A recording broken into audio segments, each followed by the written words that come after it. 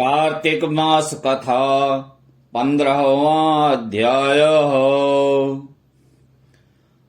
अहोई अष्टमी पूजन तथा एकादशियों, कार्तिक मास एवं प्रयागराज की महिमा का वर्णन सुनने के पश्चात महाराज पृथु ने नारद जी से कहा, हे देवर्षि, आप अब भक्त वत्सल भगवान की पूजा का विधि विधान बतलाने की कृपा करें। तब नारद जी बोले, हे राजन, एक पुरातन इतिहास कहता हूँ, सो ध्यान लगाकर सुनो। अत्यंत प्राचीन समय की बात है। कांतिपुर में चौल नाम का एक राजा राज्य करता था। उसके राज्य में समस्त प्रजा सुखी थी। कोई भी दरिद्र, पीड़ित या दुखी नहीं था। राजा के नाम पर उस देश का नाम चौल देश रखा गया। एक बार वह राजा मूल्यवान मणि मुक्ताओं द्वारा भगवान की पूजा करके वहीं मंदिर में बैठा हुआ था। उसी समय विष्णु शर्मा नामक एक ब्राह्मण ने आकर तुलसी दल तथा जल से भगवान की पूजा की। उसके तुलसी पत्रों से राजा की पूजा के मणि मुक्ता आदि ढक गए।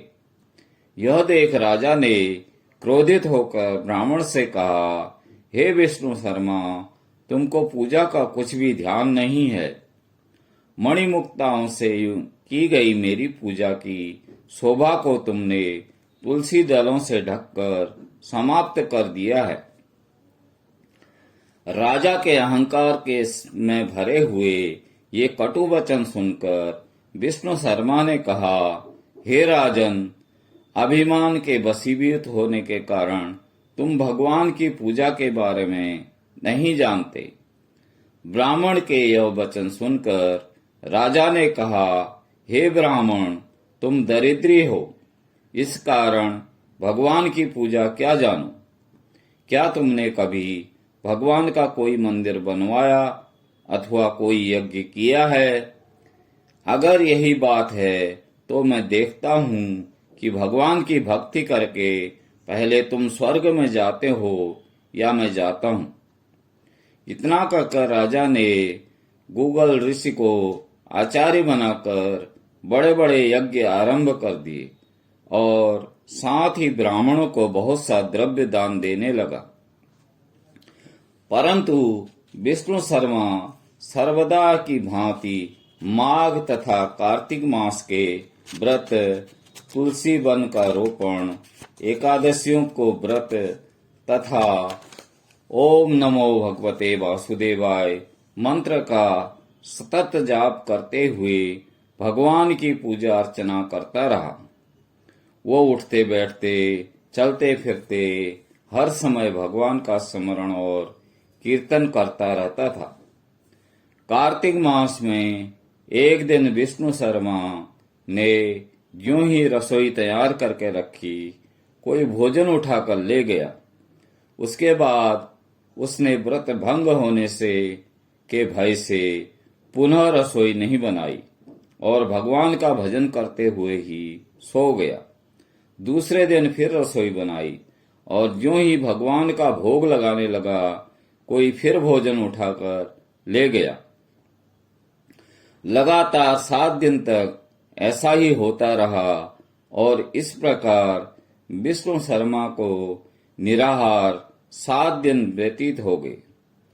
विष्णु शर्मा भूख के मारे अत्यंत व्याकुल हो रहा था, परंतु सत्संग का समय भंग न हो जाए, इस भय से उसने किसी भी दिन दूसरी बार रसोई तैयार नहीं की।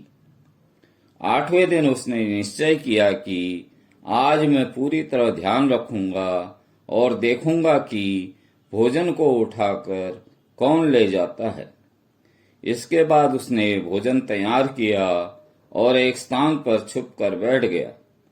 थोड़ी देर में उसने देखा कि अति दीनहीन दुर्लभ चांडाल, उसके शरीर में केवल अस्थियां मात्र शेष थी, छुपकर आया और भोजन उठाकर ले चला। उसे देखकर विष्णु शर्मा का हृदय द्रवित हो उठा। विष्णु शर्मा ने उस चांडाल से कहा, भैया रूखा भोजन मत ले जाओ, मेरे पास थोड़ा सा घी है, वह भी ले जाओ। ब्राह्मण के यह वचन सुनकर भयभीत हुआ चांडाल भागता हुआ ठोकर खाकर गिर गया। तभी विष्णु शर्मा ने उसके समीप पहुंच गया और एक वस्त्र से उस पर हवा करने लगा। थोड़ी देर बाद उस ब्राह्मण ने देखा कि उस चांडाल की जगह शंख, चक्र, गदा, पद्म तथा वनमालाधारी भगवान विष्णु स्वयं वहां लेटे हुए हैं। उसी समय विष्णु शर्मा ने भगवान के चरणों में गिरकर नमस्कार किया। तभी रुद्रादि देवता भी वहां पर आ गए और ऋषि मुनि वेद मंत्रों से उसका पूजन करने लगे। तब विष्णु भगवान ने अत्यंत स्नेहपूर्वक विष्णु शर्मा का आलिंगन करके उसको अपने साथ विमान में बैठा लिया और अपने साथ बैकुंठ को ले गए। चौल राजा भी यह दृश्य देख रहा था। भगवान की विष्णु शर्मा पर यह कृपा देखकर राजा अत्यंत दुखी हुआ और उसने आचार्य गूगल ऋषि को बुलाकर कहा, यह सब क्या हो रहा है? जिसके द्वेष के कारण मैंने इतने यज्ञ और दान पुण्य किए हैं, वो बैकुंठ को जा रहा है और मैं यहीं पर उपेक्षित खड़ा हूं। क्या मेरे यज्ञ और दानादि सब निष्फल गए? इससे यही सिद्ध होता है कि भगवान यज्ञादि से नहीं, केवल भक्ति से प्रसन्न होते हैं। आजीवन ब्रह्मचारी रहने के कारण राजा की कोई संतान भी नहीं थी। अतएव अपना संपूर्ण राजपाट, धन संपत्ति आदि अपने भांजे को सौंपकर भगवान मुझे स्थिर भक्ति प्रदान करें। ऐसा कहते हुए राजा यज्ञ कुंड में कूद गया। यह दृश्य देखकर गूगल ऋषि ने क्रोध में आकर अपनी शिखा उखाड़ ली। तभी से अभी तक चौल देश में भांजा ही मामा का उत्तराधिकारी होता है और गूगल गोत्र के ब्राह्मण आज भी शिखा अर्थात चोटी नहीं रखते। चौल राजा के अग्निकुंड में गिरते ही भगवान ने प्रकट होकर अग्निकुंड में ही उसका आलिंगन किया और उसे भी अपने लोक को ले गए। बैकुंठ में भगवान ने विष्णु शर्मा को पुण्यशील तथा चौल राजा को सुशील नाम देकर अपना द्वारपाल बना लिया और इस प्रकार वे दोनों हर समय श्री हरि के निकट रहने लगे। इति 15वां अध्याय समाप्तम्। भजमन नारायण नारायण नारायणं, श्री हरि नारायण नारायण नारायणं। बोलो नारायण नारायण नारायणं, हरि नारायण